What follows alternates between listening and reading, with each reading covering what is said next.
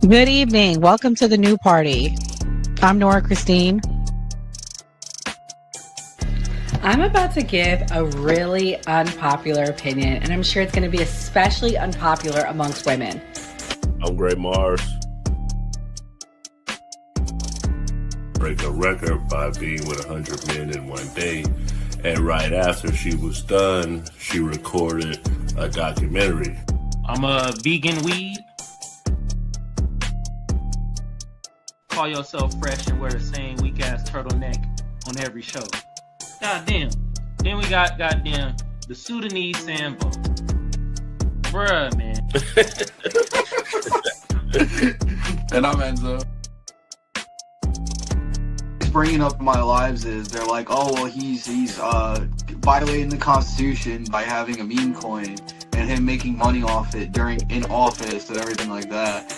I was like, if that was the case, like there would be lawsuits up the ass and impeachment inquiry.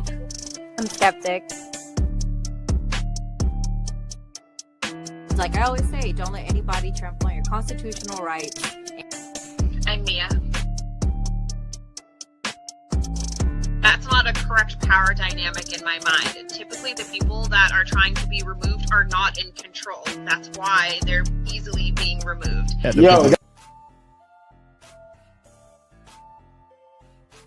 government, states, they start putting these RICO acts on Diddy, all of these guys, and try to put it on these ongoing criminal organizations.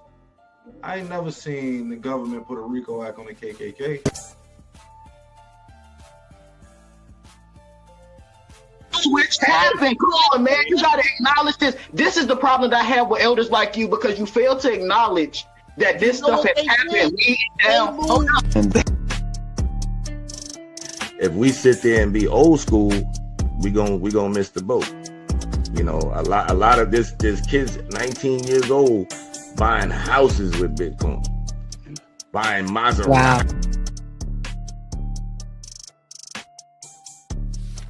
I think when it comes to the woman, if a man takes charge and he shows that he's logical, same people. That's the number two. That's all theater. This is WWF.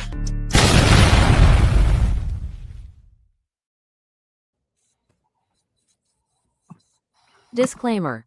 The views and opinions expressed on this panel show are those of the individual speakers and do not necessarily reflect the views or positions of this channel, its affiliates, sponsors, or production team. This content is intended for informational and entertainment purposes only. Viewer discretion is advised. We encourage respectful dialogue and critical thinking around the topics discussed. Party. Why I like the new party? Number one, it's a group of people that's on a panel. We all have differences, but we all basically still come together at the end of the day. The new party for me is about unity. The new party for me is about educating people to the truth, letting people know what's been going on in our country. With that being said, shout out to the new party, man. We're going to keep it going with y'all. Welcome to the new party. I'm Nora Christine. I'm Gray Mars. I'm Kamal. I'm Mia. I'm Enzo. And tonight on the new party, we have a jam-packed night, everybody. So hit that like button. We will be talking about, is America and France in particular one step closer to World War III? Lots of things have happened. And coincidentally, I was planning the show and then we heard about what happened in Qatar. But we're going to start with what's going on in America tonight, and USA adding 911,000 fewer jobs. I will say this was a very spicy topic today in our personal chat. So we're going to talk about it tonight. Here's the clip breaking it down. And we have breaking news. New data shows U.S. employers added far fewer jobs in 2024 and early 2025 than previously thought.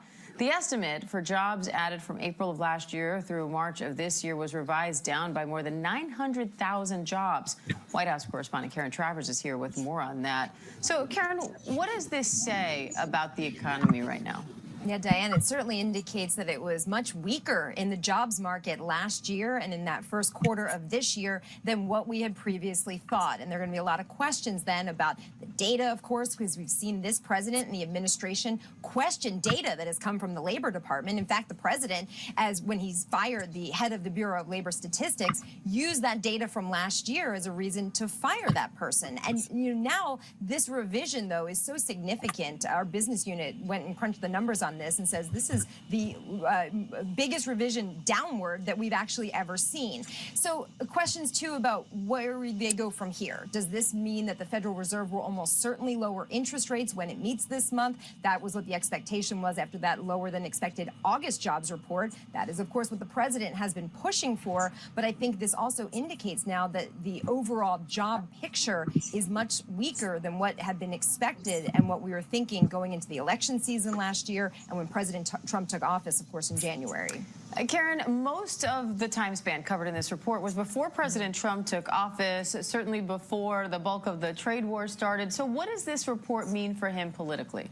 Yeah, and I think that's what they'll say when they do respond to this. We've asked the White House to comment on this revisions, and we have not gotten a statement yet, but I think they're going to certainly point to that this was only 2 months really, of when the president was in office, and that this is the Biden economy being weaker than what was thought originally and last year. But for the president, he is putting in place tariffs that have a lot of businesses concerned about hiring because of the uncertainty that the president's economic policies have resulted in over the last couple of months, concerns about what the extra cost will be for those businesses that are importing from the countries that have seen stiffer than expected tariffs. And as I mentioned, that August jobs report was a lot lower than what they were thinking it was going to be, and indicating that employers are a little cautious right now and the job market has cooled. So for the president's policies, there will be questions about that going forward. But Diane, I got to say, this administration has always forcefully defended the tariff policy and has not backed down off of that, and says that this is going to be a big thing that will eventually lead to a boom in manufacturing jobs here and other building up of the economy back here in the United States. All right, guys. So pretty much, Gray, you were the one that sent this out today, I believe. What do you think about what's come out? Is this to blame on Trump, Biden, or combination of both? I don't know if you're gonna play it, but Trump came out and said that the numbers are fake. But I mean, I feel like it's obviously Trump. Trump basically said that we were going to do tariffs and that we were going to deport people. Those are the main factors that are affecting the job market. So, I mean, Trump wanted the interest rates cut, and that's basically what's going to end up happening. And then what she say on there, that's basically it. Okay. That's an interesting take. Enzo, I don't know. I don't have a clip talking about Trump saying it's fake, but I'm sure you're going to tell me why you agree or disagree with it. I mean, he probably did say it's fake. Knowing Trump, anything that goes bad, he'll say it's fake. Let's be real. There's nothing new there. I'll say it's a combination of both. Most majority of it, though, to Biden, because you can see the report was from April of 24 to March of 25. So, I mean, right there, that says it all. I want to see a breakdown of month by month to see how many jobs were lost from April to March of 25 to really make it conclusive who is really to blame. I guess Donald Trump did run on tariffs and getting illegal migrants out of the country. Rome was not built overnight. We're not going to implement tariffs and bring back manufacturing in the snap of a finger. This is going to take time. This is going to take a year, at least 2 years, to bring in these manufacturing jobs, to bring in the infrastructure to get this done. So if unemployment rises because we're taking out illegal migrants from this country, so fucking be it. They're doing what they need to do. Exactly. But honestly, when we get done with talking about everything tonight, we'll have jobs, because that's what happens when world wars happen. But we'll get to that. We're going to go to the next story of the night. This was actually recommended by Skeptic. Pretty much they're saying, I'm going to share the screen. There was a big raid that happened at a plant in Atlanta. So here we go. Let's talk describe a about it. chaotic scene after an immigration raid at the facility. Federal authorities say Thursday's raid was the result of a months-long investigation by several agencies. The crackdown, the largest so far on U.S. work sites, led to 475 arrests of mostly Korean nationals. Some of the workers tried to flee as word of the raid spread. CNN's Rafael Roma is covering the story. What more are you learning of what was really a chaotic scene? It was difficult to find out details about what actually transpired the first couple of days, but now we're hearing from people and officials exactly what happened. And one of the things that we have learned, some of the details that we have learned, Fred, after the massive raid conducted Thursday, include that officers spoke with each worker one by one to determine which were in the U.S. legally and allowing some to leave while taking undocumented immigrants into custody. By the time they were done at 8 p.m. on Thursday, agents had arrested 475 people, most of them Korean nationals, making it the largest sweep yet in the current Trump administration's immigration crackdown at American job sites. CNN obtained a video that shows a Homeland Security Investigations agent telling workers to cease operations immediately. Let's take a look. We need construction to cease immediately. We need all work to end on the site right now. And shortly after the agents arrived at the plant and workers realized what was happening after word spread across the property, chaos ensued with many workers attempting to flee and some even running into a sewage pond and others hiding in air ducts. A Homeland Security Investigation Special Agent described how agents screened each person suspected of being in the country illegally. Some that illegally crossed the border into the United States, some that came in through visa waiver and were prohibited from working, some that had visas and overstayed their visas. And each individual was questioned on their status. Their documents were checked, their backgrounds were checked. In a statement sent to CNN last night, Hyundai said the following regarding the immigration raid in Georgia. We are reviewing our processes to ensure that all parties working on our projects maintain the same high standards of legal compliance that we demand of ourselves. This includes thorough vetting of employment practices by contractors and subcontractors. The company also said that Hyundai has zero tolerance for those who don't follow the law. In an interview with CNN, former Deputy Homeland Security Secretary under President Trump, Ken Cuccinelli, said conducting this type of raid is a major undertaking. There's a lot of work that goes into an operation of this scale and of this depth, including investigation by multiple agencies. Obviously, it takes a lot of investigation. Okay. So with that being said, Kamal, I noticed that a lot of people that are anti-immigration, when they come on, in particular your fellow FBA, they say call ICE on all the illegals. Do you agree with this, or what is your thing about what happened at the raid? Shit, if the South Korean president don't want their ass, why would we want their ass either? What the fuck? Yeah, they could take them skills over back to their homeland and build that shit up. I'm all for it. You feel me? South Korean president out there, no, we don't want their ass either. I'm like, oh, but you want us to take them. And Hyundai full of shit. Man, we didn't know nothing about this horse crap. You motherfuckers knew. Y'all getting pennies on the dollars of these workers, bro. Man, I'm tired of the tomfoolery. I do know one thing, though, the stock market gonna go down for a couple days because of this shit going on. The job markets, the numbers being all finagled and stuff like that. I'm telling y'all right now. And then, what was it? Somebody, they had a month-long investigation. No, somebody was snitching. Ain't no way you doing a month-long investigation and nobody in the organization snitching. One of them, 3 or 4 of them South Koreans that was illegal, they most definitely snitched for some goddamn, be like, hey, keep us in here, please. You feel me?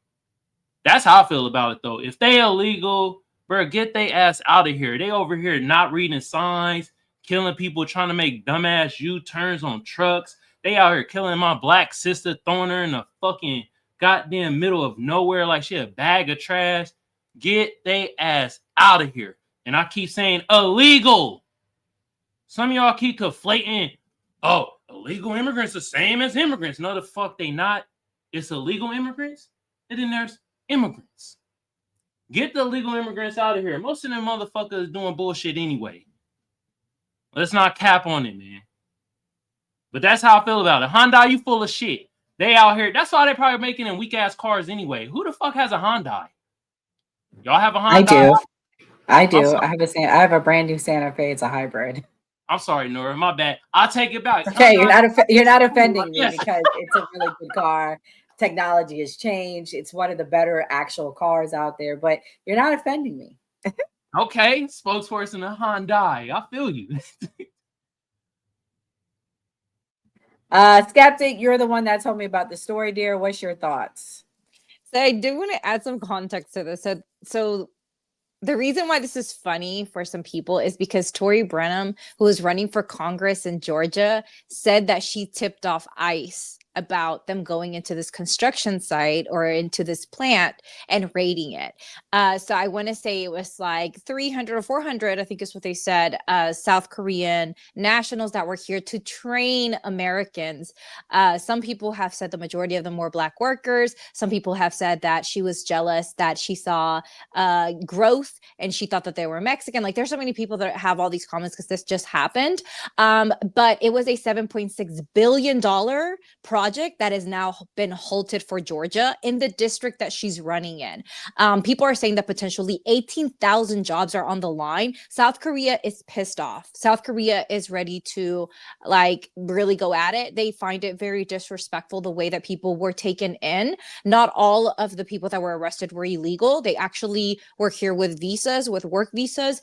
And the people that were not are saying that it was Hyundai's responsibility for them to keep up with their work visas, being how they're here. Some of them were like training other people. Some of them are like specialists in whatever it is that they do. So I think it's like an interesting story because I think people tend to categorize immigrants as Latinos all the time. And this one thing from that lady Tori, who wants to be a congresswoman, has costed Georgia a lot of money.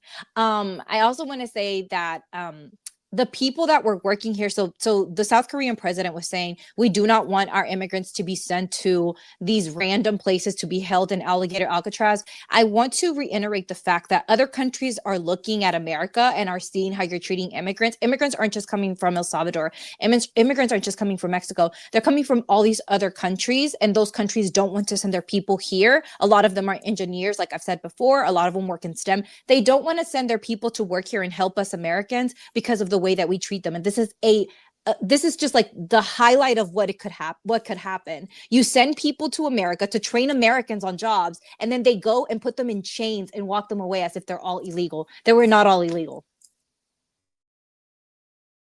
Bam. Oh, can I say something real quick? Yeah, go ahead. Look, another reason why the South Korean president is pissed off, they fucking up the money right now. Hyundai is owned by South Korea. The South Korean company. I just looked it up. I did my chat GPT perplexity shit. Look at you. They mad about the money, y'all. That's what's going on here, all right? And John, by the way, you asked what I drive. I drive a G37 Infinity. So Oof. Oh, excuse me. What's up? Same, bro. Not, What's good? not all of us got Infinity. Exactly. But the interesting thing is that this plant was going to make jobs for Americans, not for South Koreans. I have somebody, an exclusive. They texted me. I'm not going to say who because obviously they didn't write it in the chat. They said they've been having a lot of work-related debts. The plant doesn't want to pay a livable wage to travel there. And it's only been long enough to be staffed. No one wants to work there because they don't want to pay. I interviewed and turned down the job. The poor immigrants, they got to go work at the shitty plant. Sorry, that's fucked up. It's fucked up. Anyways. All right, y'all. We got a lot to cover. We're going to switch gears here. We're going to talk about Ben Shapiro. Kamal, I personally picked this topic just for you. Ben Shapiro got spicy on the Breakfast Club. He had a lot to say. Let me play the topic. Guys, if you're watching, please hit the like button, and thank you guys for watching. Policy level, reparative policies don't tend to be nearly as effective as people want them to be, historically speaking. They work for Jewish people. In what way? Jewish people have received reparations.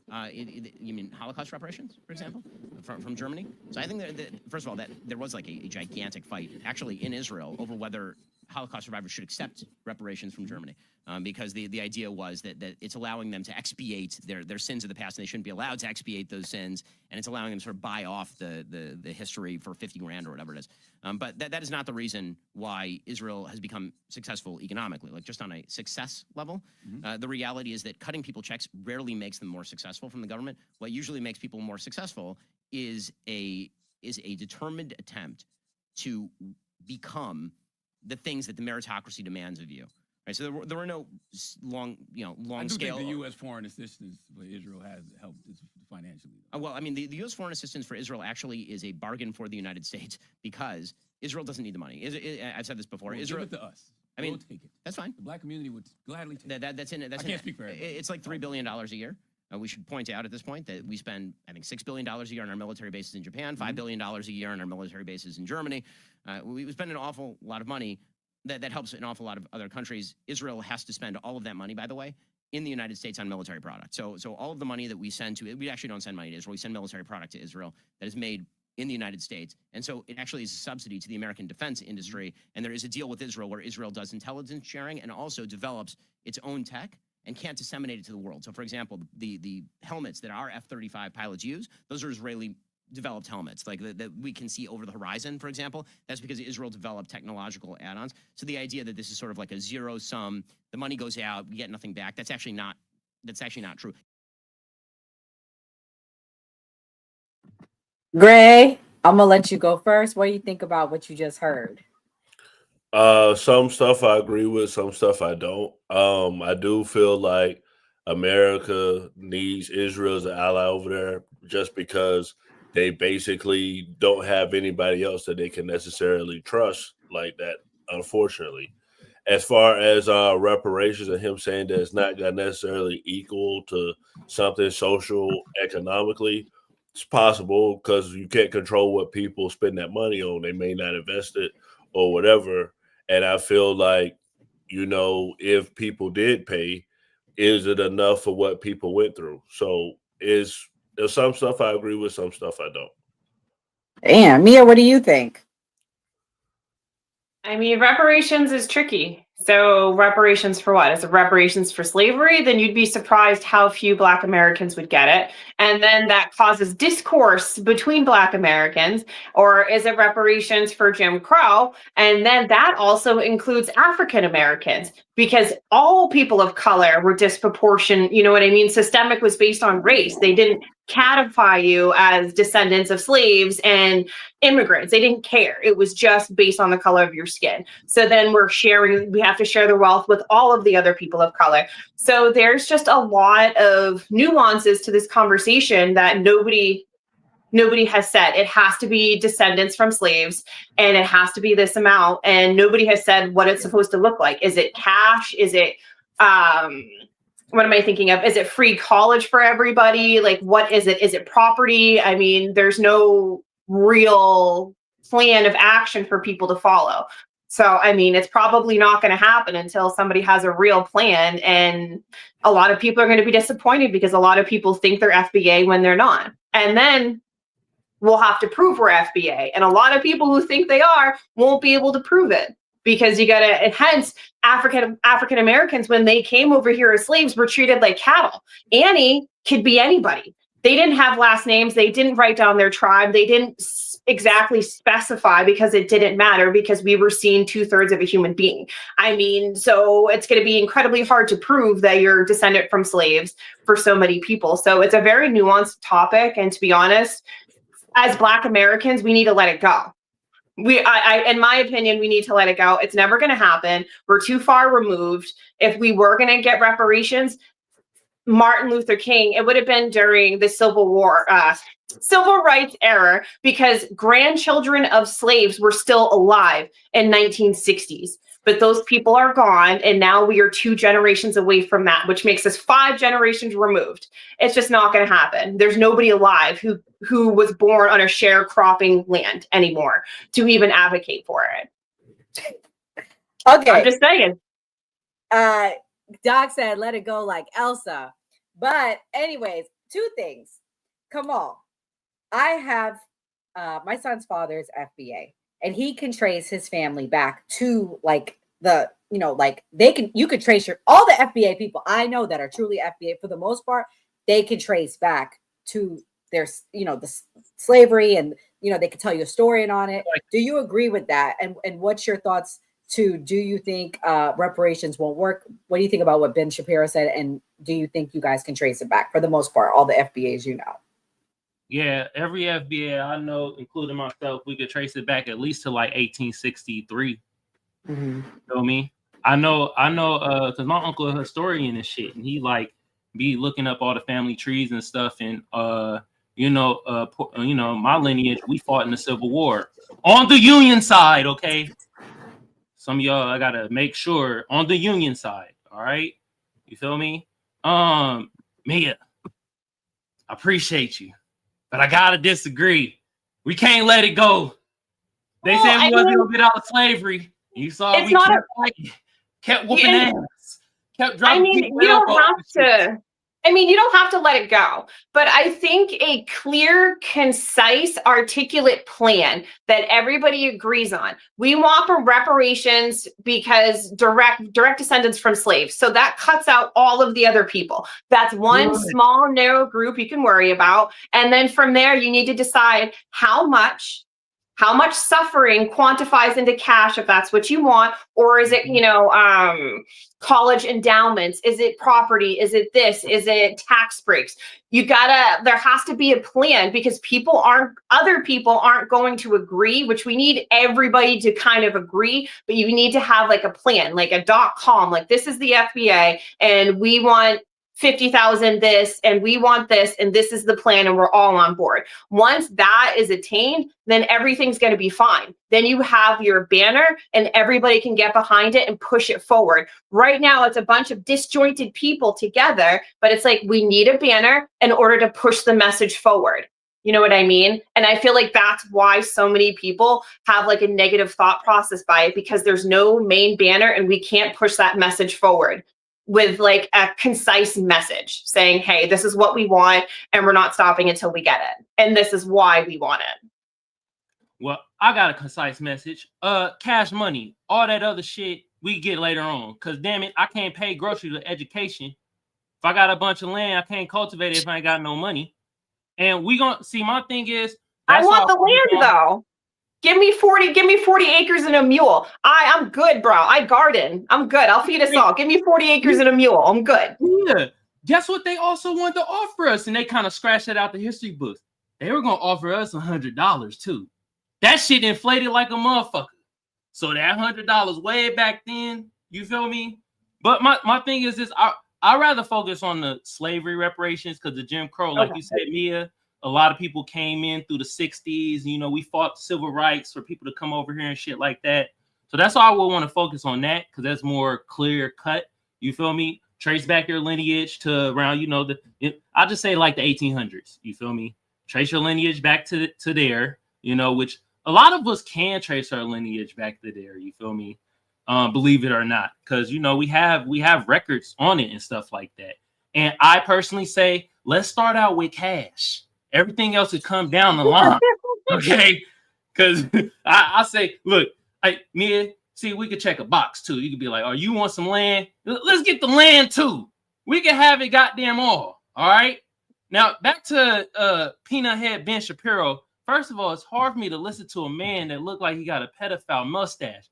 Only man that got that type of mustache that I trust is Chuck Norris. And he used to whoop ass back in the 90s, okay? Now, second of all, Ben Shiro, that's mighty selfish of you, because your lineage done got some cash reparations and all types of shit for you. Yeah. But all of a sudden, the shit ain't gonna work. Ain't no way. How? Y'all got some money and some checks and shit. Well, I mean, damn, that's just going to war equipment and stuff. Really? Come on, Ben Shapiro, stop moving the damn goalposts, bruh. Just say it with your chest. You don't want black folks to get reparations. You don't want us to get no cash, so more of the cash go to your lineage, bruh. God damn, I hate when they beat around the damn bush. I would have respected the man with the pedophile mustache to say that. Instead of goddamn beating around the damn bush. Come on. Come on. This be the and see, I'm gonna have to bring it there, y'all. This why I don't be separating the whole white supremacists and the whole Jewish thing. Nah, man, some Jewish folks that follow that white supremacy playbook to a T. So I don't be trying to separate that shit. Hell to the no, man. You feel me? But at the end of the day, I don't expect nobody that look like Ben Shapiro to want us to get cash reparations. I know his MO. He's been spewing that shit for years. You know what I mean? I'm just surprised how his monkey ass get on the fucking Breakfast Club before like certain other individuals about this topic get on the Breakfast Club. I just don't get it. And by the way, I actually bookmarked that clip that y'all got, so I'm gonna talk about this shit tomorrow. You feel me? You should. Well, there's a couple things I'm gonna talk about, but I most You definitely should talk about what he said about Candace Owens too, and how he would never hire her again. For real. See, that's what. See, you motherfucking and I don't really say this on this show, but I'm saying it now. You motherfucking tethers. Y'all better understand they break their goddamn tools when they get done with them. Okay? That's exactly what's happening with Candace Owens. He broke her ass, and now he like, I will never hire her again. Good. Don't pay her ass. He said because of the things that she says she doesn't represent. And then Charlemagne was like, what about free speech? I thought your company represents free speech. That's horse shit. We know they don't value no free speech. It's speech that they want to hear. That's what it is. Yeah. You feel me? But I'm sad. I can't be sad about Candace Owens, man. Damn, she dug her own grave. You feel me? She dug her own grave. So what can I say? You know? Speaking of free speech, we're going to play some clips about Don Lemon. He asked minorities, do they want the feds? Do they want the tanks in the neighborhoods? Let's watch what some of them had to say. This first clip is a Black man that lives in Baltimore, and this is what he had to say.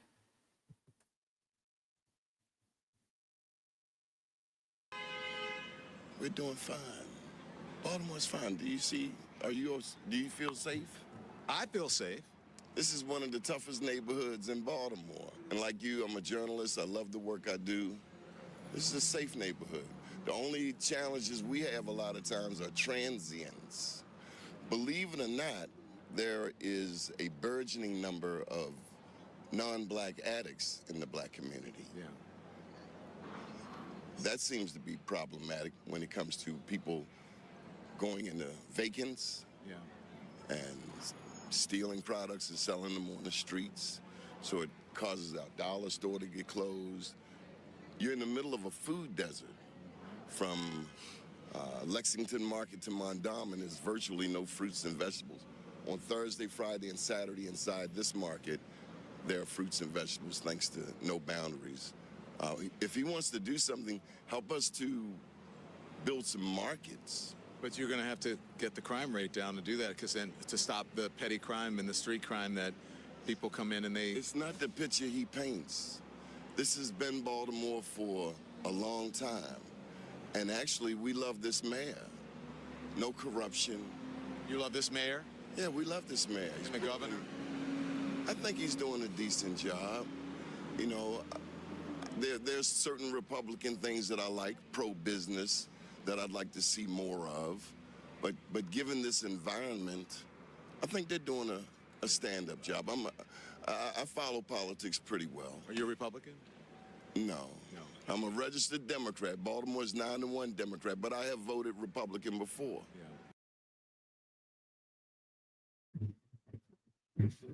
And so, what do you think about Don Lemon? He's been doing these neighborhood drive-bys where he goes and asks people in the community what do they think. I got to think about all the influencers, left and right. Actually, Don Lemon and Jolly. Don Lemon and Jolly did a nice interview on the 250th anniversary with Chris, and Jolly got up in his face. You can see on Don Lemon's side, they're enticing him to get up in his face. So Don Lemon's a piece of shit. They are. I don't agree with their partisan way of going about it, because I don't think he'll post that clip on his show about the white guy in New York. They're gonna pick and choose what they want to show. Or that, like I said, all paid influencers, I think they're absolutely terrible because they just push a narrative. They don't really push what's going on in Baltimore. That's bullshit. People that live there, they could say one thing, that's fine, but Montgomery Square and everything like that. I know about Baltimore, the biggest H towns out there. You got people ODing on the streets all day long in that part of town. I would not feel safe seeing needles all over the ground. Not want to have children. I want that clean. I want people in there to actually fix our city. I can go on forever with that. I mean, I have friends that live in DC and they're happy that the feds are there. I'm not gonna lie to you. They were like, "Oh, it's so great. We're so happy because now the people aren't sitting on the steps and the stoops." Gray, how would you feel if somebody was to say, "We're about to send the feds to Tampa. We're gonna bring in the tanks. We're gonna bring in the military"? What do you think? What would you say? I mean, of course, I would have an issue with it, and I was in the National Guard myself. So if I was in the National Guard still, I wouldn't want to do that job either. What you hear these people saying, I don't know about your friend, but this guy in the video is basically saying that he likes his neighborhood, he likes the way it is, that they're fine with the way the way things are. So I feel like a lot of people see stuff on social media or see stuff on the news, but they really don't know the street politics if you're talking about black culture and gang crimes. Because if you really dive deep into these situations, there are reasons behind these people being deleted. There are reasons behind the drug trafficking. All of this is documented with the police and through YouTube. So I feel like when they're trying to like decrease crime, they're not really looking at the actual issues. They're just looking at an easy method to try to decrease it by having fear towards these people. Yeah, you were the lone person. Shout out to Gray. He did a panel last week on Dana with the Data. You guys can watch it here. He was the lone person that was anti the feds coming into the neighborhoods. Skeptic, the woman of the people. You be hanging out with the people on the left. What's the left been saying about the feds coming in the neighborhoods? Well, I do find it interesting about DC because restaurants have reported that their business like has slowed down since the National Guard landed in DC. So I don't know about like your friend. I don't know what they're doing, if they own a business, if they own a restaurant. But as far as restaurants go, they are seeing people not coming out and eating at restaurants. Think that people are kind of like, turned off by the fact that National Guards are just walking around your city. I also think it's very expensive.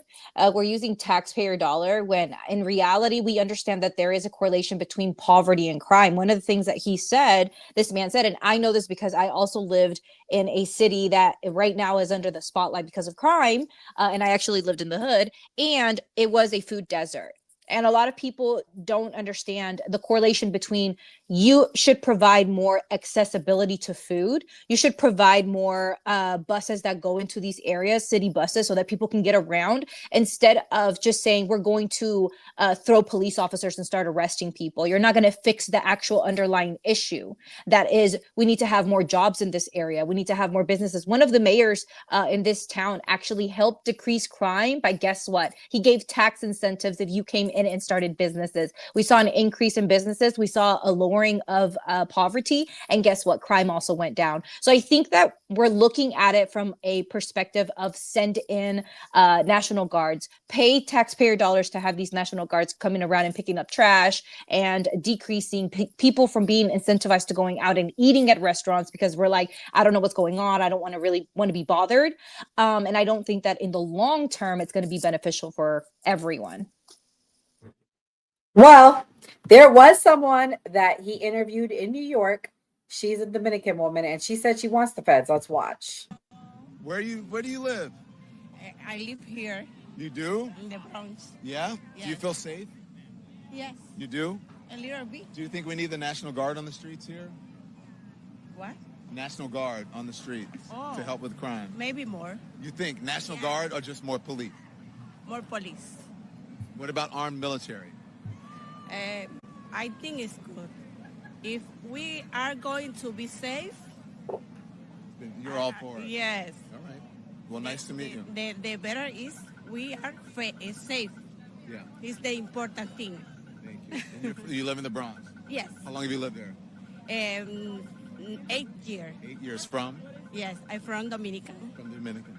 Nice to meet you. Thank you. Thanks for sharing your opinion. So she says she want more police. She want them feds coming in the neighborhood. Come on, what you think about that? I mean, I got into a very heated debate today, not just in the chat, with a black person who I've been friends with since we were 12 years old, told me I sound like a liberal because I'm telling him I wouldn't want no damn feds on the corner of my road, on my street, when my baby's walking through with some shotguns or with a machine gun. And I was crazy for saying that. Until it comes to your neighborhood, you say it sounds good till you see feds walking around with big old machine guns. At any time, something can pop off. And let me tell you, a bullet don't know no name. And we know that, Kamal. So what do you think about that? You came from a really rough neighborhood in Oakland. How would you feel if the feds were sent to Oakland and you were still living there? First of all, if the feds was sent to the town when I was living there, they probably wouldn't be catching the criminals anyway. Them motherfuckers are smooth as hell in the town. You feel me? And I'm telling y'all, real talk, they weren't really outside like that. They might be outside once a week to have like the neighborhood meeting in front of the liquor store and shit, but they weren't out like that every day and, you know, disturbing shit. Nah, they actually just left you alone unless you was a part of that life, to be honest. You feel me? Second of all, Don Lemonade with his zesty ass, he ain't about shit. He asked that woman knowing damn well she probably a legal immigrant, talking about, hey, how you feel about the feds coming in there? Da-da. She was like, I've been here for 8 months, years. She most definitely, I'm like, 8 years, ma'am. Don Lemon, you know what the hell you was doing asking that woman that fucking question. God damn. Put her on the spot knowing she did not want to talk. You feel me?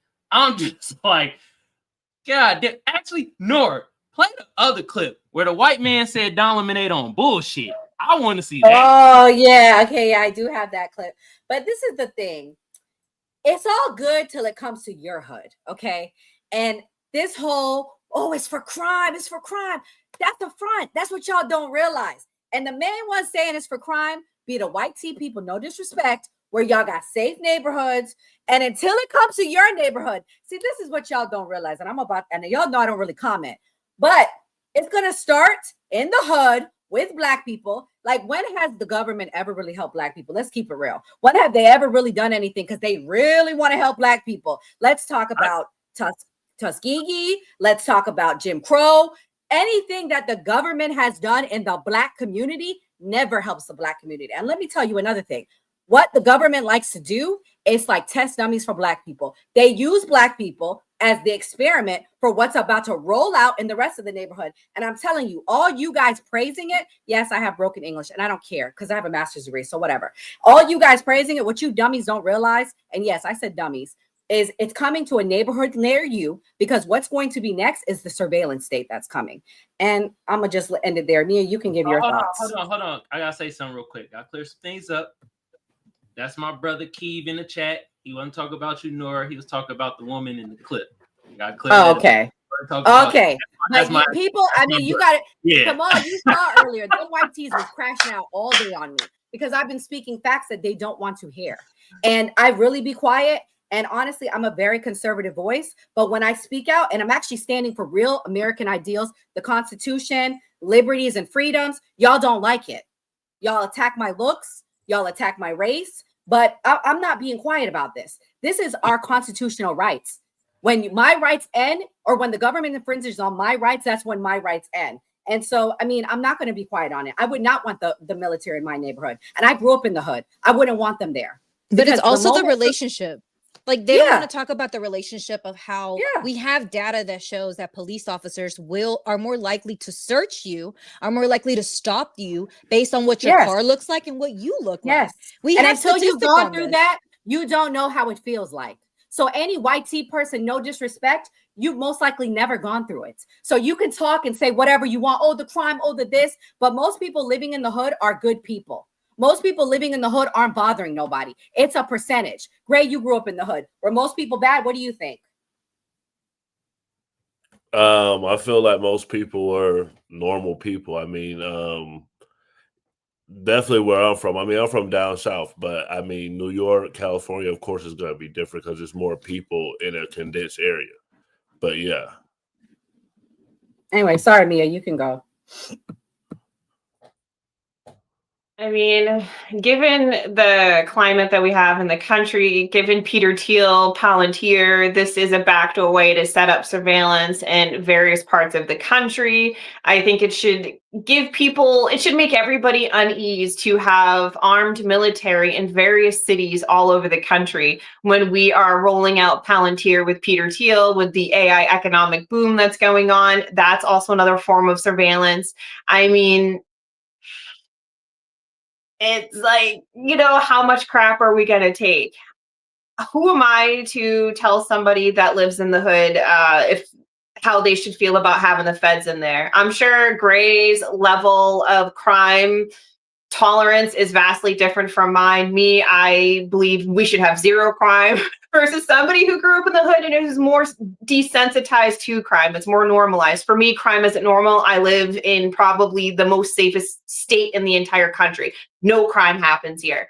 However, I don't think it's a good idea to have armed guards to do that to our military and stick them in various cities all over the country. All it takes is one person to have a happy trigger finger or anything like that. And the last thing we need is a civil war starting because we have the feds that we shouldn't be paying for, that we can't afford to pay for, stationed all over the country. I mean, it's a little ridiculous. It's one thing to use DEA, ATF and FBI. Those are agents. They are trained to have these interactions with civilians like that. I don't think we should be using military for that. Should I also mention, I don't know how much they're paying the National Guard, like soldiers per se, but it's estimated that per day, I think they deployed 5,000 to DC. It costed the taxpayers $1 million. That's what I understood when I was reading. So it's crazy that we're not taking into account how much of our money we're going to have to put into this, which is wild. Gray, you were in the National Guard. How much do you think we're paying these soldiers per day? Think back, and this was 10, 12 years ago, you were in the National Guard. So the pay has probably gone up since then.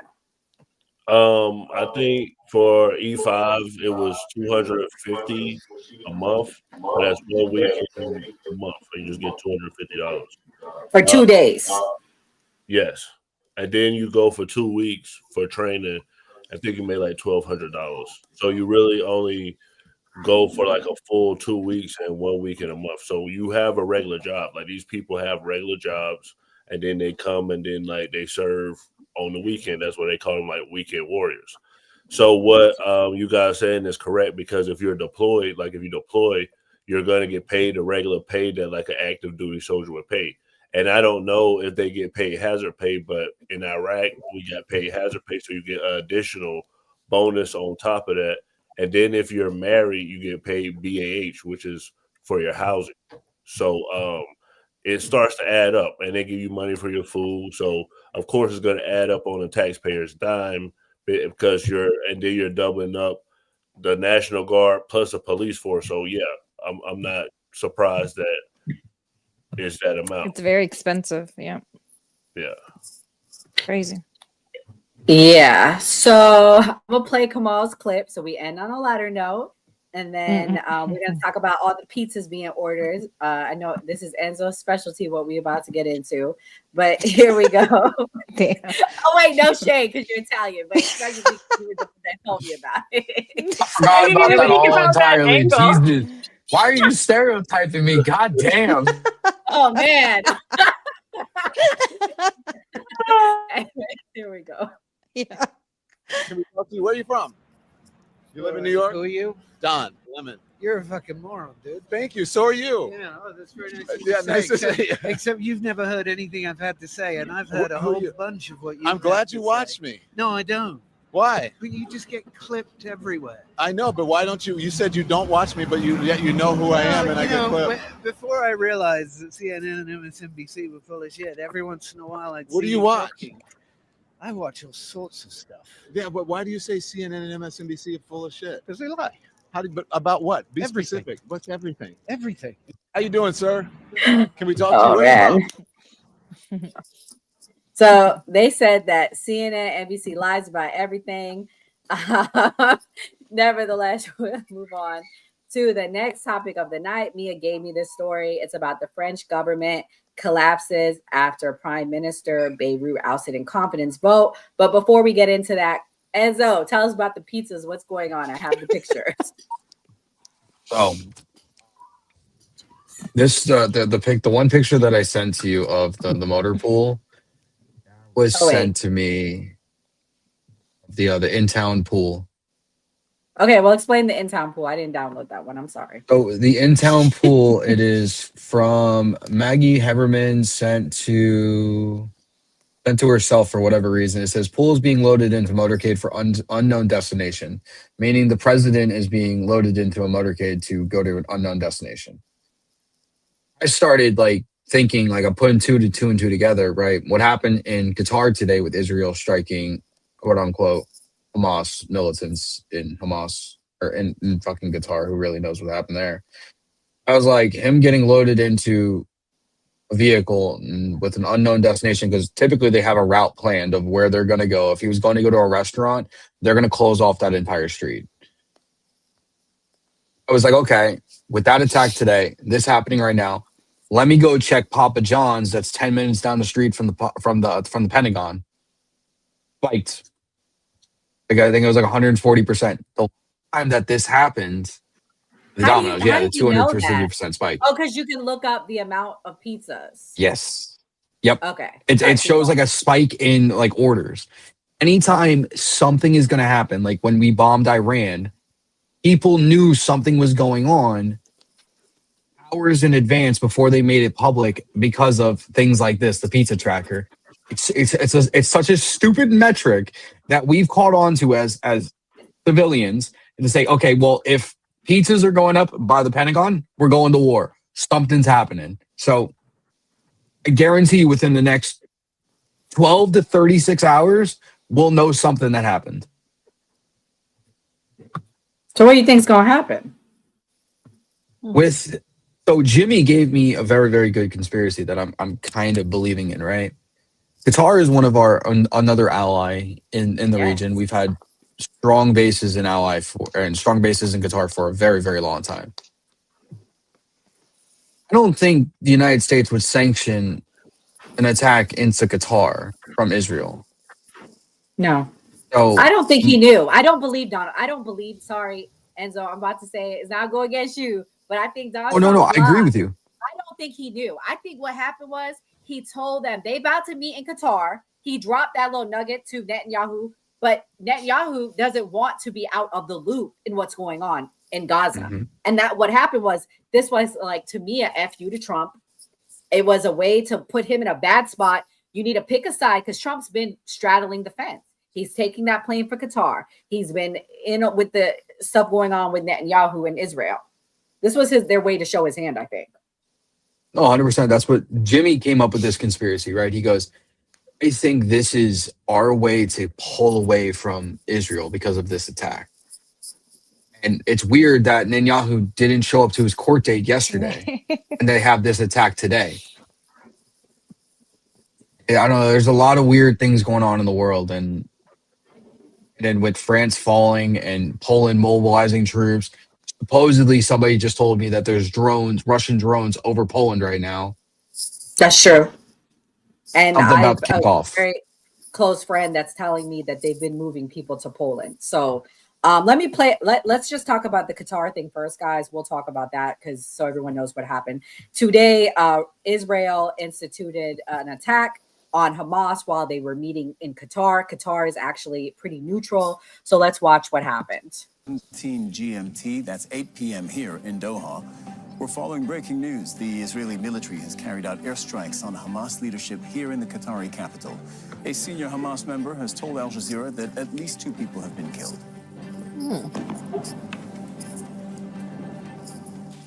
And he confirmed that the son of Hamas's chief negotiator, as well as his office manager, were among those killed.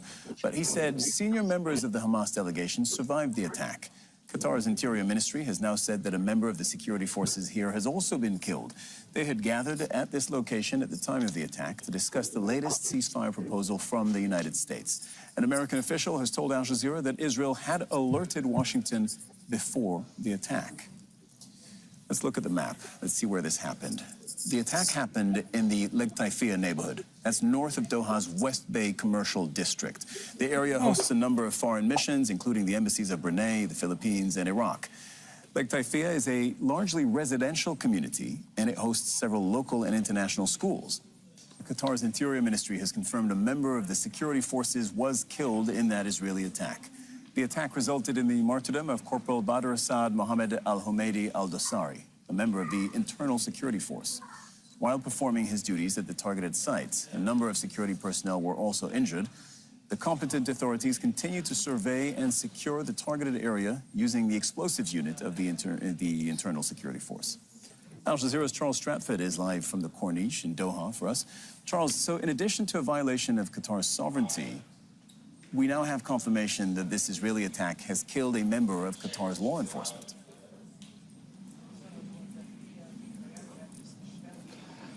That's right. A serious escalation now that we've heard that news. We're also hearing from the Qatar Ministry of Interior that there were a number of other, we understand, Qatari security members that were injured in that attack. This is obviously unprecedented with respect to Qatar being a victim of an Israeli strike, but we have seen strikes in various locations around the world over the years. Khalid Mashal, an attempt on his life in Amman. A couple of decades ago, there was a successful targeted assassination of one of the founding members of the Hamas military wing in Dubai in 2010. And then, of course, we had Ismail Haniyeh, Hamas's leader, that was assassinated in December in Tehran. So, yeah, it's unprecedented for Qatar, but we've seen Israel act with impunity. Something that the clip doesn't say, guys, Qatar is usually a very safe place in the region. Let's be clear. They're very wealthy. It's not like other places like you would think in the Middle East. So this is huge that this happened. Skeptic, what do you think about the attack today? I do think that this is we haven't Israel by saying that we were going to basically support them, whether or not that was the plan. I feel like Israel has taken that and kind of ran on it because I feel like they have been more aggressive with their attacks when they used to kind of cover them up with more, they were hiding under the hospitals or they were hiding under the schools. I've seen a lot more kind of blatant attacks just from my personal perspective, because I saw some videos that were posted that I meant to post but I didn't, where they're laughing, they're actually bombing, and they're quoting scripture where they're saying to kill the Alakites as donkeys, and they're sitting there laughing at it. And just the attitude to me seems to be oh, the US is going to back us up because of the way that we have spoken and the way that, Bibi Netanyahu has been able to say all these things, and America hasn't really contradicted it much. So I kind of see a change in attitude, and I think that this is part of that. Yeah, and let's play the clip of the press secretary and what she had to say. Time, or how much of a heads up did the U.S. get, and does the president support the strike? Sure. Well, I have a statement to read for all of you with respect to the Israeli strike in Doha, and here it is. This morning, the Trump administration was notified by the United States military that as Israel was attacking Hamas, which very unfortunately was located in a section of Doha, the capital of Qatar. Unilaterally bombing inside Qatar, a sovereign nation and close ally of the United States that is working very hard and bravely taking risks with us to broker peace, does not advance Israel or America's goals. However, eliminating Hamas, who have profited off the misery of those living in Gaza, is a worthy goal. President Trump immediately directed Special Envoy Witkoff to inform the Qataris of the impending attack, which he did. The president views Qatar as a strong ally and friend of the United States and feels very badly about the location of this attack. President Trump wants all of the hostages in Gaza and the bodies of the dead released, and this war to end now. President Trump also spoke to Prime Minister Netanyahu after the attack. The Prime Minister told President Trump that he wants to make peace, and quickly. President Trump believes this unfortunate incident could serve as an opportunity for peace. The president also spoke to the Emir and Prime Minister of Qatar and thanked them for their support and friendship to our country. He assured them that such a thing will not happen again on their soil. To be clear, the president disagrees with the location of the strike and that he passed that along to Prime Minister Netanyahu. The president just confirmed that in the statement that I just read to you, which I spoke with him about before coming out here. Jackie. Thank you, Caroline. So is the president upset with Netanyahu now? The president made his thoughts and concerns about this very clear, and he spoke again both to Prime Minister Netanyahu and also the Emir and the Prime Minister of Qatar after this attack. And the president has always made it very clear that he wants peace in the Middle East, just like he sought that and accomplished that in his first term. He expects all of our allies and friends in the region, that includes both Qatar and Israel, to seek peace as well. And he wants to see that happen, and he's working with all of our allies in the region to get that done. Are there any consequences, so to speak, for Netanyahu doing this, as it sounds, again? I mean, it sounds like you got a group of friends. One is like stabbing one friend in the back, and you're acting like you didn't know it was going to happen, but you claim you knew, but you don't agree, but you don't really want to condemn it. Gray, what do you think about this today? Trump weakness is foreign policy. People like Trump for the social stuff that he does here in America, and Trump has been taken for a ride by Putin and by Netanyahu. So he can get MAGA behind him when he does all the tough on crime and the immigration stuff. But when it comes to foreign policy, that's just not Trump's strong suit. Mia, what do you think? Do you agree or disagree? I mean, I kind of agree with Gray. I mean, the foreign policy leaves a lot to be desired, and I feel like that's being polite. He doesn't have the best foreign policy, and most foreigners don't like him. Not that it matters anyways. They don't live here, so like screw them, like who cares? But I mean, I feel like that was like the least genuine statement I've heard in a really long time. So basically it's like, yeah, Israel did this. You should be happy I told you. We're all kind of friends here, but you know, Israel's my friend too. So I guess we all got to play ball. I mean, it's ridiculous. You know, I don't know when enough is going to be enough, but at the end of the day, war is extremely profitable, and we are going to head into World War III because everybody's economy has crashed. Everybody's economy is in a recession. There's not a country on the planet that's economy is not in a recession. Just because the White House hasn't said it doesn't mean it doesn't exist. Our economy is in a recession here in the United States. We all know it. It's a matter of time before bread lines appear all over the world. And war is the one thing that turns a profit no matter what. Guaranteed profit, no matter what, is war. And so they're going to start a war regardless of how anybody feels about it. And they're going to start another world war because Europe is struggling, Asia is struggling, we're struggling here, South America is struggling in certain aspects depending on the country. So they are going to start a massive war just so everybody can have some money at this point in time because everybody's broke. There, I said it, Kamal. It's the first time I've made it an hour before I said everybody's broke. But it's the truth because everybody's broke. Yeah, everybody is broke. And before we get to the France topic, I'm going to play this clip. I don't know if you guys heard, but Nepal Prime Minister also resigned. So there's chaos all over the world today. Here we go. Nepal has resigned as deadly protests continue across the country. A statement signed by Prime Minister Oli states that he's resigned to pave the way for a constitutional solution to the current crisis. Well, there have been protests across the country with 19 people killed on Monday.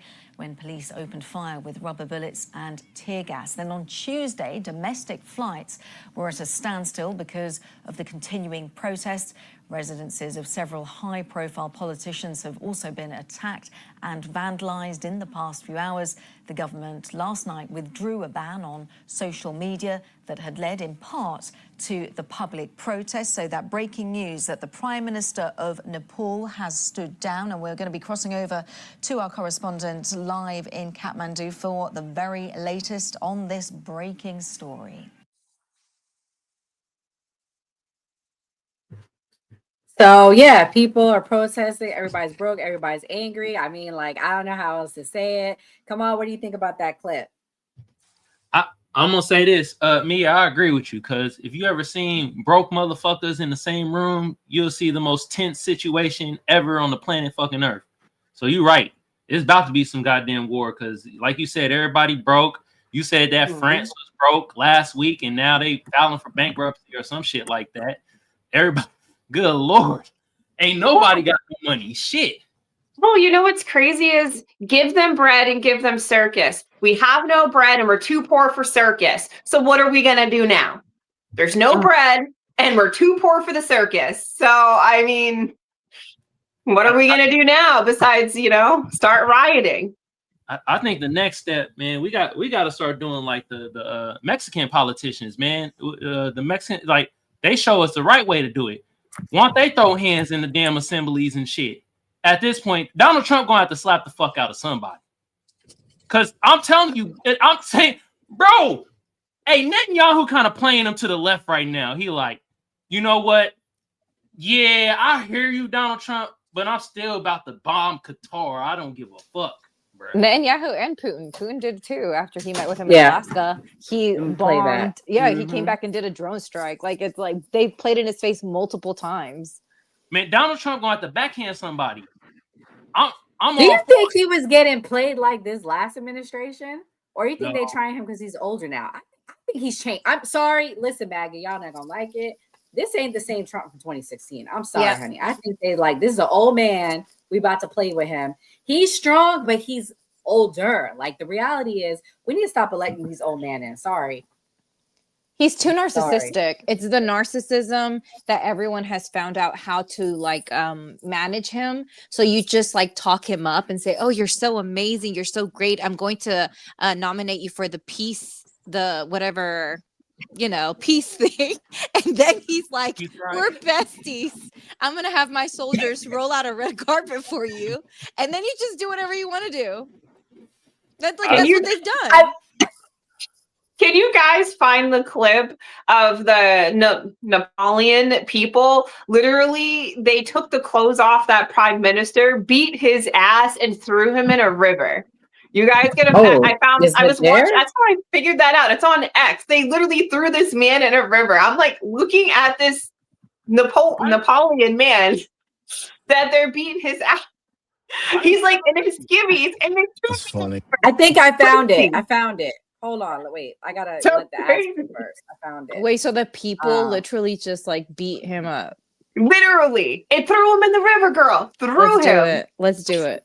Okay, wait, guys. For everybody in the room, this is a disturbing clip. There's like a warning, so if you have children, please have them leave the room.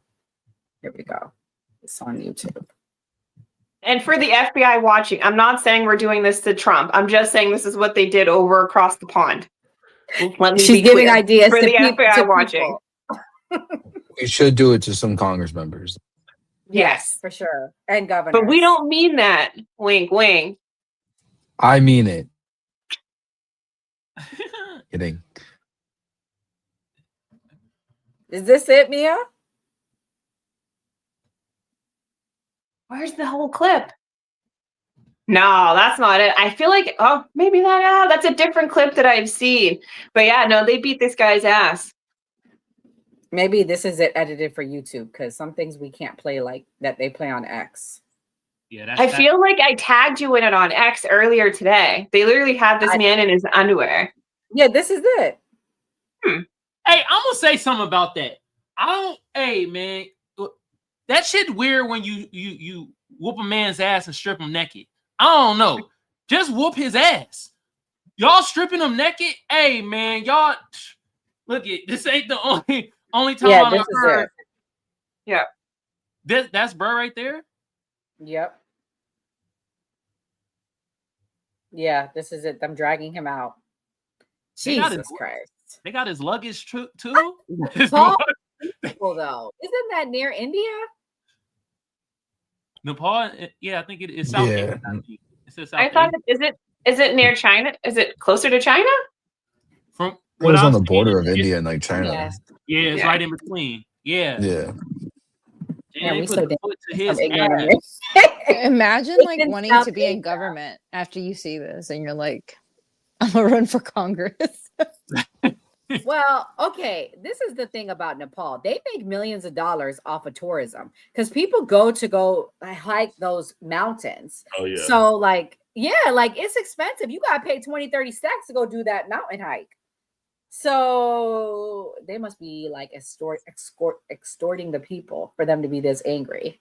Hell yeah. Have you seen them videos in India with the goop scoop and them niggas is how they making the food and using their hands and scratching their ass and still serving the food? Like, I'm sorry to say, I've seen them videos, so I could see them being mad as hell. Well, when I was reading about this, it seems to be Nepal is suffering from what we suffer here. It's all like oligarchies. It's all the super rich control everything, and it's supposed to be trickle down to everybody else, but nothing ever trickles down to everybody else. And now more people are starving. You know, the economic forecast on the planet looks dull everywhere. So I think eventually people are just going to pull you out of your office and beat your ass and throw you in the goddamn river. Jesus Christ. Well, speaking of beating ass, this was Putin and his threat to France. I don't know if everyone heard about this. This was a few days ago. Vladimir Putin a few hours to react to pledges made by the coalition of the willing. According to French President Emmanuel Macron, 26 countries out of the group's 35 have said they would deploy troops by land, sea, or air to help protect Ukraine after a ceasefire or peace is reached. This was the Russian president's response. So should there be any troops deployed in Ukraine, especially now, in the course of the military action, we would treat them as legitimate targets. Vladimir Putin said he saw no reason to deploy foreign troops in Ukraine once peace is signed. He also said that if Ukraine is getting security guarantees, then Russia should get some as well. Meanwhile, Ukrainian President Volodymyr Zelensky hailed pledges made by the coalition, adding that countries can step up their support to Ukraine before a ceasefire is signed. In the next few weeks, we'll talk with each country about what exactly they can do. And it's important that security guarantees start working now during the war, not only after it ends. President Donald Trump has excluded sending U.S. troops to Ukraine, but has mentioned the U.S. providing security guarantees with no details on what they would entail. Responding to journalists on Thursday, Trump said he would hold new discussions with Vladimir Putin soon.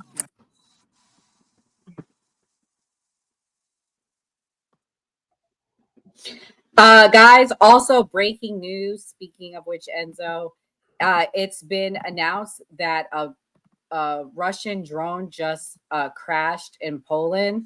This is the clip right here. Y'all see? Okay, yeah. So, I mean, things are definitely heating up pretty fast over there. What do you think, Enzo? Where's the Russian hat? I pulled the Russian hat. I'm just kidding. Do you got it? Pull out the vodka and I say La Sodanya. No, this is Soviet. It's not even Russian. Fuck the Russians. It's US, Team USA, ho. So no, with everything that's going on, I'm gonna keep sitting here. I'm gonna keep saying it. If Donald Trump got elected in 2020, this war in Ukraine would have never fucking started. Putin wouldn't be sandbagging over here. I've been calling it for 4 years now with this war. Putin is sandbagging the entire time. They're not putting their best troops out there. He's playing a war game with human bodies because that's what Russians do. Ever since the civilization or the start of millennia with Russians, that's what they do. They have the number of people, they would throw them at the front line. Now, if a war actually breaks out, we see that France is falling. They're not going to fucking help shit. NATO is all over the place with funding and not funding. Poland probably stands the best chance backing the United States. We're going to get dragged into this. That'll start the world war, world annihilation. Everybody's fucked. This is just so stupid. I'm going to keep blaming it on fucking Biden's stupid ass for backing up Ukraine when we should have never backed them up in the first place. And we have no treaties to do so. Now we are going to pay for the sins of our fathers because of brain dead Joe Biden and his son Hunter's fucking business dealings in Ukraine, which is going to lead to either a recession, a world war, or world annihilation. Gray, from my understanding, the reason why we backed Putin or Ukraine is going back to another Democrat, Clinton. What do you think? Do you think we could have got out of it as the Democrat on the line and the most supporter of Biden, I think? Do you think we would have been able to get out of supporting them? Should we have never helped? What do you think? No, the U.S. is the world police. They profit off of the military, so they're gonna try to have their hands in everything, whether it's Ukraine, whether it's Israel, wherever anything is going at, the U.S. is gonna try to have their hands in there because there's resources that the U.S. needs. Trump did a minerals and whatever deal with Ukraine because it's things that the U.S. wants from Ukraine, the resources there. So America is about money and war is profitable. Well, we're going to go talk about France now. Let's hear what France told their people about a month ago. We've been told to prepare for a potential armed conflict by next year, with the government urging health providers to be ready. According to French media, in a leaked letter sent to health agencies across the country, the government says hospitals should be prepared for a major military engagement as soon as March 2026. It said that between 10,000 and 50,000 men could be expected in French hospitals over a 6-month period, which could include foreign soldiers who are coordinated with NATO and the EU. They are planning medical transit centres to make use of regional facilities and to distribute patients arriving from potential front lines. According to the reports, doctors are also being warned to prepare for shortages. The French health minister hasn't denied the letter and stressed it was a precautionary measure, but that aggression from some actors means the country needs to prepare for the worst. It comes months after the government announced a survival manual, which is set to be sent to every household in the country. The 20-page booklet is said to include details of what to do in a variety of emergencies, including nuclear blasts and natural disasters, and contains a survival kit packing list, which includes water, tinned food, paracetamol, and a torch. Mia, what do you think about that? Why would we be giving that out to the people? Because they're a responsible country who wants to make sure their citizens are aware that something could be coming up. I wish America would do something like that. Most people have no idea what to do if an atomic bomb, if a nuclear bomb drops, or during a terrible storm, hurricane, whatever. I mean, most people have no idea what to do, what to pack, what to bring, what to leave, et cetera, or any sort of prepping. I mean, he did make Putin angry, and I'm gonna be honest. I watched Macron get like punched in the face by his wife, so I'm pretty sure my money's on Putin winning that fight. I'm gonna be honest here. I watched Brigitte or Jean-Claude or whatever her real name is punch her husband in the face. So I mean, to be honest, I feel like Russians would absolutely demolish the French, but I'm biased against the French. They're nasty, rude people, and I don't particularly care for them. I live real close to them, and they're nasty and rude. Don't let them fool you. They're nasty, rude people. Not Canadians, and they never help but us. French are nasty, rude people. They never help us. They never help us. We're always helping them.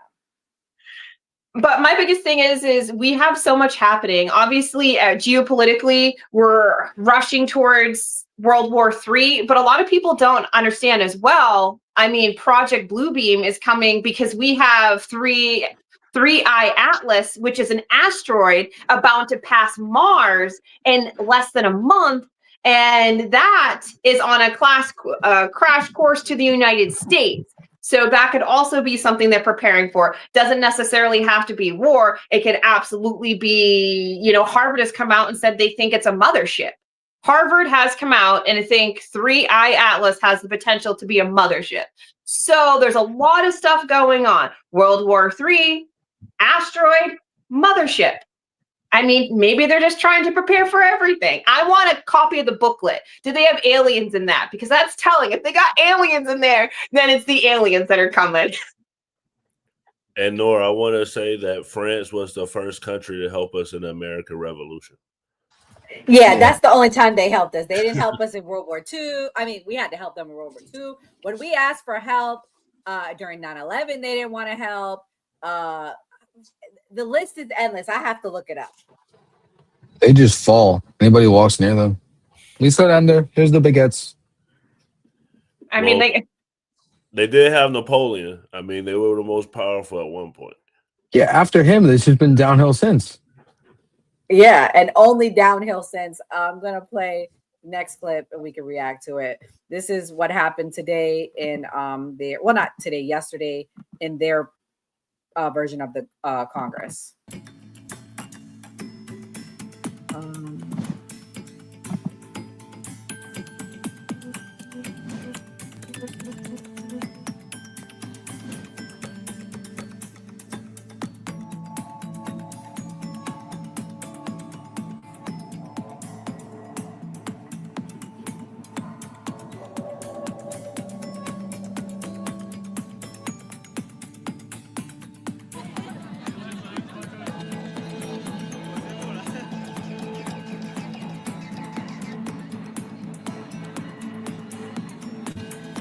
This, Alex, tell the truth. See, Gray don't know that. That's our first friend. That's who really helped us first. Not no damn France. We acknowledge them first. Morocco. This. Thank you, Alex.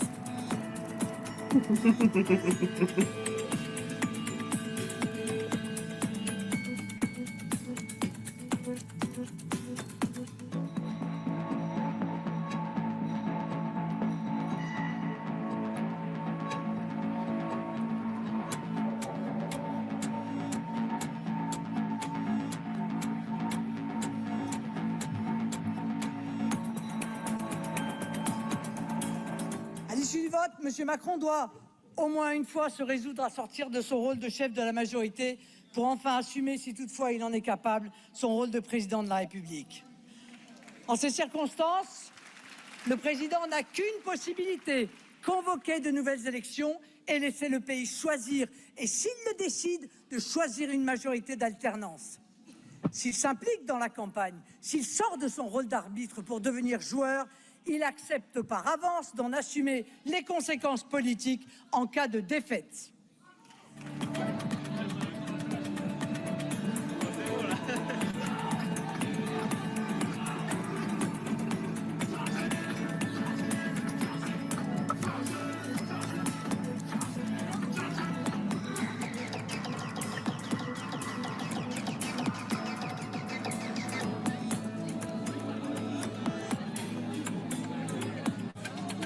That's crazy. 80% of the people don't trust him. Crazy. They're about to worse than Trump. Right? I know that's what Grace is laughing. They're about to impeach his ass. 80% don't like him. Psh. Bro just going through it, Mia. Mia, what you found out about bro? He's just going through it. He's going through it. I mean, you know, he has his patience stretched thin. He has to appoint another prime minister. A lot of people are calling for him to be ousted, which is going to leave a power vacuum, which may be the rise of a much needed conservative nation out there. So, I mean, and then his lawsuit with Candace. I mean, You know, what is that, Nora? What's that you and Kelly always say? What is it? Weapons used against me shall not prosper. I mean, he filed that lawsuit, and next thing you know, he may be losing his job. I'm just saying. But I think the reason why he filed the lawsuit is a distraction for who's really after Candace, if you know what I'm saying. Yeah. That he's being used as a tool to bleed her dry financially, because they're probably giving him endless funds, if you know what I'm saying. I don't want to say it, to go after her at this point.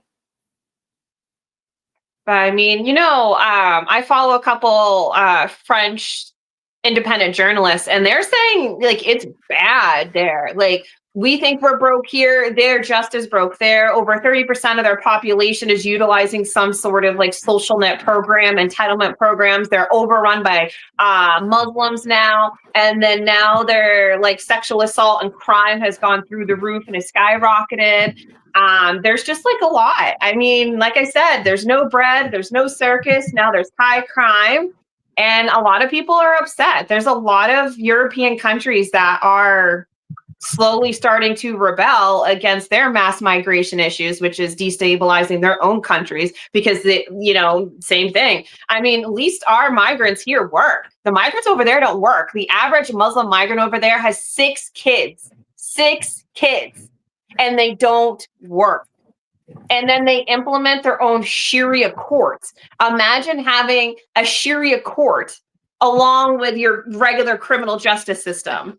So, at least the migrants here want to work. We just need to clear a better path for them. Over there, they don't work, and they have an average of 6 to 8 children. And they're all on their welfare, their food stamps, all of that stuff. They're in council housing, which is a fancy way of saying projects, all over there. So in ways, Europe has it way worse than we have it here.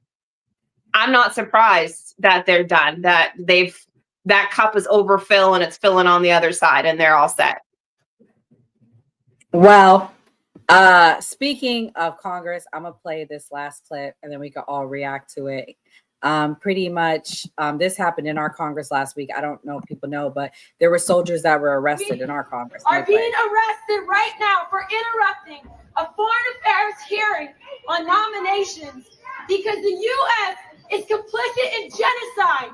They are complicit in the slaughter of babies. The United States government is complicit in genocide.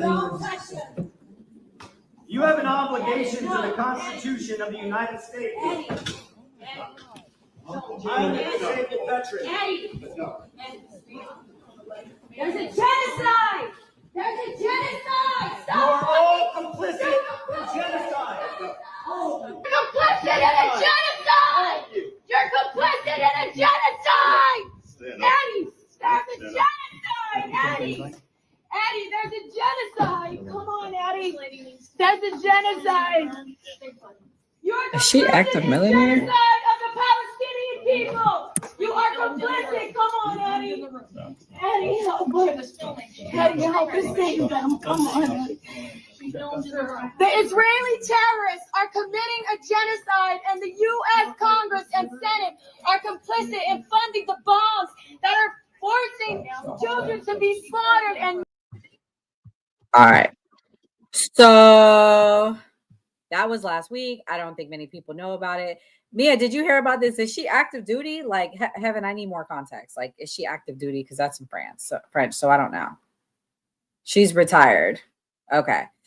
So yeah, I mean, things are popping up in our Congress. Skeptic, what do you think about that clip? And what do you think about what's happening in France? I mean, I feel like if you really start going deep and watching all the clips that are available, you'll feel the same way she does, because it's true. Like, she's not lying. We are funding it and we are empowering Israel. And like you just saw the White House, they can't even say that it's wrong or that they disagree. I mean, they are giving so much leniency to some monstrous acts that Israel is doing. And I don't know, like I just said about the clips, right? I have to take breaks from it because it's so gruesome, and they're so the soldiers, the Israel soldiers are terrible. Like, honestly, with the whole cackling thing, well, I don't care what you're unaliving. I don't care. It's like despicable for you to sit there and laugh while you're watching people be unalive. It's just like, I don't know. It's crazy. And if you watch a lot of it, I can feel the exact same way she is. I mean, like, it really does put you in your feelings. Even Candace Owens, like, I disagree with Candace Owens on everything. But one thing that she used to say that I used to be like, I don't know, girl, she's right about this one, was like how gruesome and disgusting it was. Like the videos she would watch, and she was working for, you know, the Shapiro man that we just saw today. So he was very much about you not speaking against Israel. And she was like, I don't care. This is wrong. This is not okay. And ultimately, that was the reason why she lost her job. So, like, there is, you know, there's a lot of people that are helping kind of move this along, and we are desensitized. I do feel like we kind of like become kind of like, okay, it's happening. It's been happening for a long time, but it's still really bad. It's really sad too. Kamal, what do you think about what's happening in France? Do you think are people going to rise up, or, you know, because I mean, we see that former soldiers are starting to speak out more, as you can see in that clip.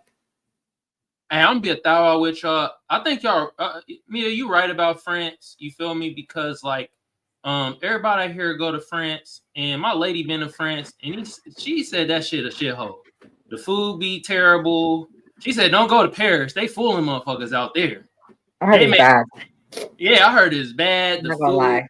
terrible, or the streets is dirty and all types of shit. Man, hey, my bro Kiwi, man. Shit, man, I know you got a crib out there. You feel me?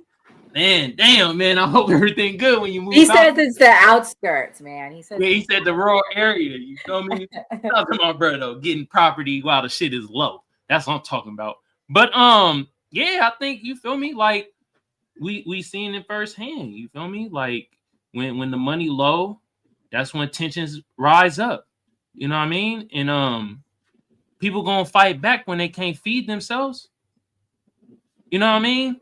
So at the end of the day, we just seeing how just globally everybody going through shit. And the main thing I'm really hearing is, don't nobody want no fucking illegal immigrants.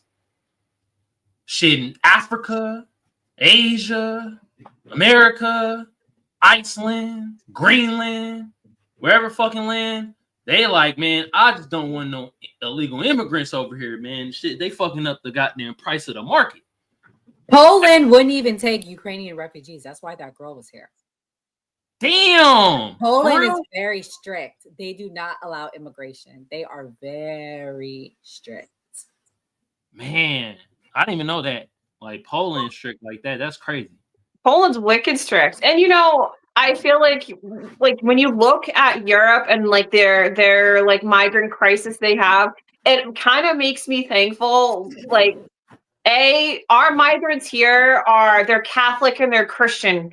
I mean, they assimilate well because their belief system is really close to ours when it comes to like religious, family structure. It's like really close. So they can come here and assimilate. We may not live in the same neighborhoods, but the belief system there is easy to assimilate. In Europe, you're taking Muslims who believe in gang rape and depositing them in some of the whitest Catholic Christian places, and then wondering why little girls and women are being gang raped. I mean, you can't take people that are from opposite ends and expect them to come into the middle. It doesn't work like that. And every time I see all these videos from Europe, it makes me thankful, at least here. I mean, we could all live together and assimilate together, and we're kind of on the same wavelength. The only varying difference is a lot of people is the legal factor. But other than that, somebody coming up from Venezuela is the same religion as my next door neighbor. I mean, for the most part, our societies work pretty similar. We're very lucky in that aspect, and I'm very thankful. Gray, what did you want to correct? He was telling you to correct something. Who? About Doc, you were like, I'm going to comment. Oh, this right here. So Doc said soldiers only follow orders, and that's basically what I want to bring up. You're not even allowed to show emotion in uniform. You can't kiss anybody. You can't hold anybody's hand. When you are doing a mission, and this is in Israel too, we're going to do the mission, whether we agree with this or not, and we're going to make sure everybody comes home, and then we'll deal with the emotional stress of this later on. So, unfortunately, when you do a career like that, that's the mindset that you have to have. So, like, with her running out and crying and stuff like that, she definitely shouldn't have done that in uniform. So, I mean, that's the only thing that I'll say about that. So would you have been screaming like that? No, I'd never show any emotion at Not all. even for Biden, bro. In uniform, no. Not in uniform. Okay. Heaven said she was retired though, right? Yes, haven't retired in 2021. Okay. Wow. Okay. Well, we can start with our closing thoughts. Not on duty. Not on duty. I feel you, Grace. Not on duty. Top flight. I feel you, bro. Top flight. I'm gonna let Before we Skeptic. can do that, can I add on to Yeah, this? sure. Go ahead, Enzo. So, I'm going to tread very lightly because of said accusations for me trying to educate somebody on I'm what was sorry, going on there. Enzo. I wasn't trying to skip you. It's for No, those you're good. You're good. I want to speak on Yeah. this. I do really want to speak on this because Heaven's the one who sent it in the group chat the other day, and I asked for the context, and I looked into it myself. I understand. Usually, I type a person that says wrong place, wrong time, right? And that's usually what this is. I applaud her and him for doing that. I really do. Putting yourselves in that type of position, even though you're in uniform, even though you will face court martial possibly for UCMJ, or standing up for something you believe in, that really right there goes above the call of duty and what you are swore an oath to. I hate what's going on over there. I really do. And this is towards the Israeli government. Always say that, towards the Israeli government.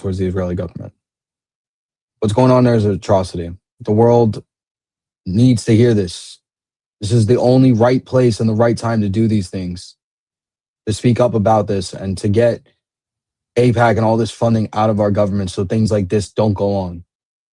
You're occupied from within. I'm going to keep fucking saying it. I don't care. That's exactly what's going on here. And this needs to be said. It needed to be said. And this needs to stop.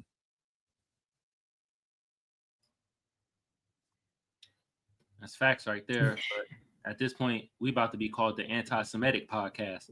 Ben Shapiro about to come for our asses. God, They've already come for me.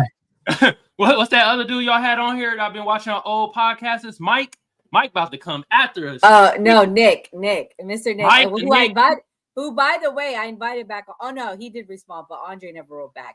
I invited him on. I wanted him to come debate Andre. Mr. Nick about to come after us. They're like, God damn. Woo. Woo! Well, you know, they always call you names so they can silence you. And this is why I said I'm against military being in our neighborhoods, because that's what's coming next. The silencing. Anyway, Skeptic. Tell us about the constitutional rights, girl. Let me tell you, release the Epstein files. That's what I'm on. Now, wasn't he an FBI informant? And then they went back and were like, oh, I misspoke. No, release the Epstein files. And let me just say, in this new release of files that they have done, where the oversight committee released them like here in September 2025, that card that I was talking about, that I was told was not real, was in there, talking about some enigmas never age and a secret is a beautiful thing to keep, or every day is a secret, and he signed it like that. I had talked about this a while back. It was in the files that were released. That was like a happy birthday card that was given to Epstein. So I think release the files. I've looked into the flight logs. He only flew with his family 2 times. The rest of the times he flew with the Epstein guy, this president, and an unknown person. There are multiple times where he flew with people that are not named. So I think that there's more to this story. The fact that they're trying to make him an FBI informant is crazy, and then retract it is crazy. I also want to say that this is just my personal opinion. This man was buddy with Putin in 2018 when, you know, they had like meetings multiple times, and he went on Twitter, because he's always had Twitter fingers, and said, oh, we had great meetings and we talked about all these things, including Ukraine. And then it just so happens that Putin attacked Ukraine in 2022. So like, to put all of that on one person, Putin has been here and he has been disingenuous from the start. And the fact that this president said he was going to end the conflict in Ukraine in 24 hours and hasn't ended it, he's been made a fool. And then this man has come back and attacked Zelensky or Ukraine again via drones is crazy to me. And like, we don't talk about it enough. So yes, what's happening in LA, the last thing I want to touch up on, our constitutional rights are being trampled upon. Latinos are now, they're able to look at you if you speak Spanish, if you work in a certain place, if you look a certain way, the federal agents can come in and question you, which is wild. So yeah, our constitutional rights are being trampled upon. I say we stand up for you guys that were Latinos and that voted for Trump. You guys put our communities at risk, and now we're seeing it play out in real time. But anyways, good night. It has been a good episode. Don't let anyone trample on your constitutional rights. They are currently doing it, but don't let them anymore. We need to vote the right way to stop this. Damn, I'm in trouble. Anyways, come on. What's your closing thought? They coming for me. Damn. Hey, Skeptic calling out the coons in her community. Kudos to you, for real. This was another great episode. I learned a lot. You feel me? Appreciate y'all in the chat. You know what I mean? The panel was on fire today. You feel me? We most definitely gonna have Ben Shapiro on our ass about how we was talking about Israel and shit like that. Even though he got a pedophile mustache and looked hella weird. And him talk about reparations. I'm most definitely gonna talk about that tomorrow on my show, because the nerve of this guy to talk about money ain't gonna solve nothing while his lineage getting money. Go figure. What else? Mia, you right. Seems like everybody broke. France broke, so no more French fries. Japan fucking broke, so no more PS5s. Goddamn India broke, so no more. I don't know what the fuck India does, but yeah, they broke as hell too. Africa broke as hell. We all broke. Donald Trump gonna have to slap the fuck out of somebody to make me feel better at this point. He getting played. It's like 1 minute they kiki and ha ha, and the next minute they like, yeah, we about to bomb some shit. We don't give a damn what Trump think. So Trump, you're gonna have to do like some Mexican politicians and backhand the hell out of somebody. What else I got for y'all? The new party, y'all go follow them. I got the channel pinned to the top of my chat. Y'all go hit the notification bell too, so you know when they go live. And then on my end, Kamal Johnson Network. Yeah, Doc, I got my own show. I'll be doing my own show, bro. I'll be going live like Monday, Wednesday, and Friday, you know, and I'll be talking about the good gospel of slaying coonism and slaying tethers and all the honkinism that be out there. But that's on my show. Kamal Johnson Network, y'all could go on there and also hit that notification bell. Once again, this was a great show. I wish we had more of the fucking dweebs that usually be in the chat talk about, y'all talk about the same thing. Y'all got the same mindset. No, there's a lot of different things that we talked about today. Somehow when we start talking about different things, y'all seem to disappear from the chat. Where's Buwana? I'm gonna have to make a milk carton for Buwana. I don't know, but we're not, when we go long way, that's when we don't have the regulars in. So sorry. Oh, that's what I'll go long way Thursday night. We'll go long way Thursday night. Okay, for sure. Buwana, I'm gonna send out a search party for you, bro. My favorite Caribbean that's in the chat. Shout out to you, bro. Yeah. Enzo, what's your closing thoughts? My closing thoughts. This was a good episode. Two things I'm really going to touch on is what's going on with the state of the world. The crazy place that we're living in right now. And it's no fault to one person or one country. There's a lot of economic factors that are coming into play that are possibly could lead us down to a major conflict. I don't really think it's going to be World War III. I was being more hyperbolic when I was saying that before, because I mean, World War I started because of Germany, pretty much, and World War II definitely started because of Germany. What is Germany doing? So that's my whole thought. But there will be some type of major conflict that goes on, and like I just said before with the two soldiers and what they did. Everybody needs to speak up about what's going on over there. Leave it at that. Hey, Enzo, bro, you fucking right, bro. What the hell is Germany doing? Like, nobody talk about them at all. That's scaring me. That's a pattern recognition. What's your thoughts? It was a great episode. Learned a lot. First and foremost, if you don't like your elected officials, we should be allowed to beat the hell out of them and throw them in a river. I feel like we should implement that here, and we would have a lot more issues solved, and Congress would actually do their job once in a great while if they knew we could go in there, bust down the doors, and beat their ass. But first and foremost, everybody needs to be subscribing. So if you're not subscribing, please do subscribe. We are here Monday through Thursday.